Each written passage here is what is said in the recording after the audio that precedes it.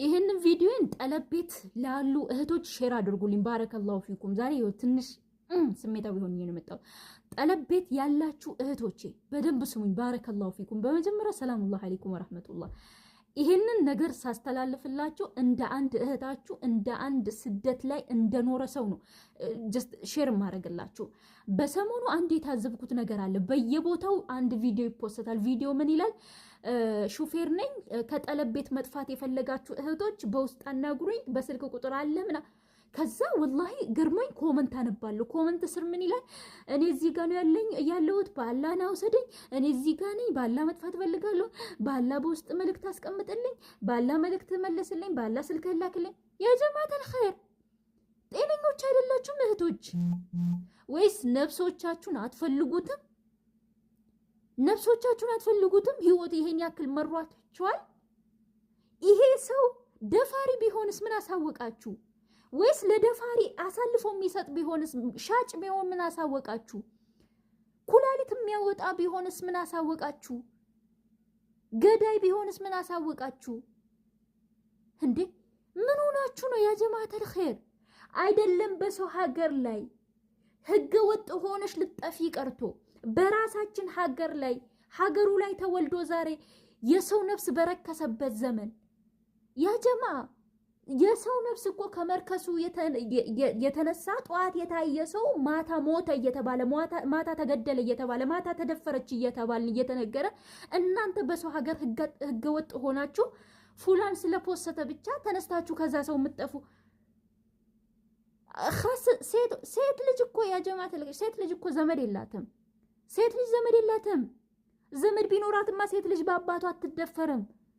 ሴት ልጅ በወንድሟ አትደፈርም ነበር። ሴት ልጅ በአጎቷ በጎረቤት አትደፈርም ነበር። ሴት ልጅ መልክ ስላላት ብቻ አይደለም የምትደፈረው። ምን ሆናችሁ ነው? ምን ቢመራችሁ ነው ይሄን ያክል? ሲጀምር እኔ ጥፉ አትጥፉ የሚል አመለካከት የለኝም። የመጥፋት ውሳኔ ካላችሁ ነገር እኔ ማንም እንዲጠፋ አልፈልግም። ምክንያቱም እኔ ያየሁትን ስለማውቅ ማለት ነው። ስንት ዓመት ሙሉ አልহামዱሊላህ አሁን ሁሉም ነገር ቢያልፍም ጥፉ አልላችሁም። ግን በቃ ነገራቶች ከአቅማችሁ በላይ ሆኖ መግባት ካልፈለጋችሁ ነው መጥፋት ከወሰናችሁ ነገራቶችን አስተካክላችሁ አመቻችታችሁ የምታውቁት የምታምኑት ደማችሁን በዘንድሮ አሁን ባለንበት ዘመን ደምሽ ራሱ ይሄ ዝምድና ያለሽ ሰው እንኳን የሚሸጥሽ ጊዜ ላይ ነው ያለሽ እህቴ። ይሄ አውቆ ሐታ ወላሂ ላዚም ነው የምላችሁ ሐታ ከዚህ ሀገር ወደዚህ ሀገር የሆነች የኪሎ ሜትር እንኳን ለመውሰድ እኮ ስንት ሺህ ብር እንደሚወስዱት እኮ እኛ እናውቃለን። እኔ ከመካ ወደ ጅዳ ስጠፋ ወላሂ ላዚም ነው የምላችሁ ከጅዳ መካ ስንት ብር ነው? ቢያንስ 30 ብር ነው እንደዛ ነው። 3000 ምናምን ሪያል ከፍዬ እኮ ነው የጠፋሁት። ያውም የሚታወቅ ሰው ተብሎ ማለት ነው። ምን ሆናችሁ ነው ደግሞ? በዛ ላይ የማያውቅሽ ሰው ነፍስሽን የማትፈልጊ ከሆነ እንደው በደህና እንኳን እንድትቀበሪ እዛው እንዳለሽ ራስሽን አጥፊ። በደህና እንኳን ሬሳሽ ተልኮ እንድትቀበሪ ወይ በሰላም ሀገርሽ ግቢ፣ እዛ ተፋቀሽ ቢ ወላሂ ይሻልሻል።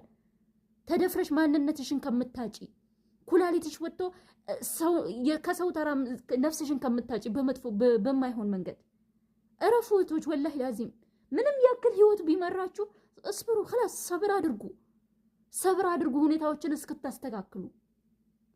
እኔ እየተቃጠላችሁ ኑሩ አለላችሁም። ግን ምንም ያህል ብትቃጠሉ የማንም አጋሰስ እዚህ ላይ መጥቶ ለብሩ ብሎ ወይንም ደግሞ ሊሸጣችሁ ወይንም ደግሞ እንደፈለግ ስንት እህቶች ታሪክ እኮ ሰምተናል። ከጠለብ ጠፍቶ በሹፌሮች ተደፍሮ በዛው ባስጠፋቸው ሹፌር ተደፍሮ አርግዞ መግቢያ አጥቶ አውጥቶ አባሯቸው መንገድ ላይ ወድቆ ራሳቸውን አስይዞ ወላሂ ራሷን ያጠፋች እንኳን ሴት እኔ ሰምቼ ያውቃለሁ። ተረጋጉ፣ ወላሂ ተረጋጉ። ለነፍሶቻችሁ ስትሉ ተረጋጉ። ተቃጠልኩ ብላችሁ ሌላኛው እድሜ ልካችሁን የምትቃጠሉበት ህይወት ላይ እንዳትወድቁ ሄዳችሁ እረፉ። በቃ ጀስት ሲጀመርኩ በጣም የሆነ ወላሂ በጣም ከባድ የሆነ ጉዳይ እኮ ነው። ምንም ያህል ቢከብዳችሁ በቃ እስቢሩ ወሳቢሩ። እንዴ ከስደት ወደ ስደት ስንመጣ እኮ አረቦች እኮ ከፎቅ ይወረውራሉ፣ ዘይት ይደፋሉ፣ ውሃ አፍልቶ እየተባልን እንደ መጣ ነው እንችላለን ብለን ቻሉት የታባቱ ስንት ነገር ችለን የለ እንዴ?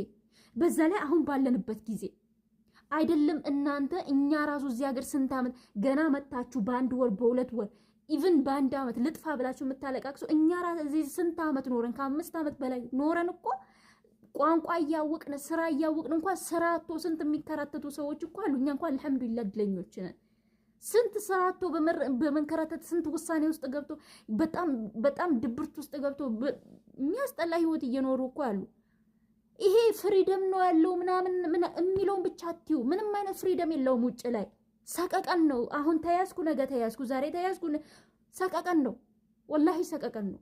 ይኸውላችሁ ወላሂ ለራሳችሁ ስትሉ ጨው ለራሷ በስትል ነው ለራስሽ ስትጣፍጪ አለም ድንጋይ ነው ብለው ይጥሉሻል ይላል ኦሮሞ ሲተርት።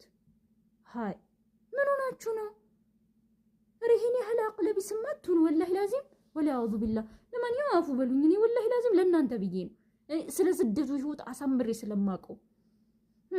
ሰላም አለይኩም። ጉድ እኮ